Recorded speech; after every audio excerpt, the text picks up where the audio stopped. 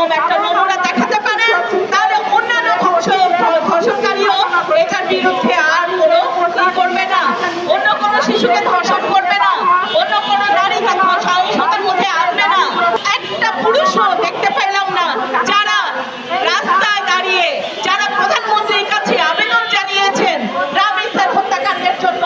আজকে রামিসা হত্যাকাণ্ড শুধু একার ঘটনা না, এইরকম অনেক অনেক অনেক শিশু হয়েছে, অনেক নারী ধর্ষিত হচ্ছে, অনেক নারীকে ধর্ষণ করে মেরে ফেলা হচ্ছে।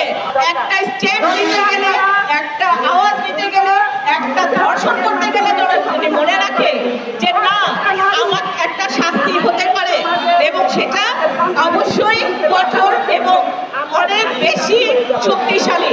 রামিসার মতো হাজার হাজার হাজার শিশু প্রত্যেকটি ঘরে ঘরে আছে, তাদের নিরাপত্তাটা কোথায়? তাদের নিরাপত্তা কে দেবে? তাদের নিরাপত্তা চাই আমরা, আমাদের নিরাপত্তা চাই আমরা। আমরা আর কোনো রামিসা চাই না, আর কোনো রামিসার এই অপ্রীতিকর ঘটনা চাই না।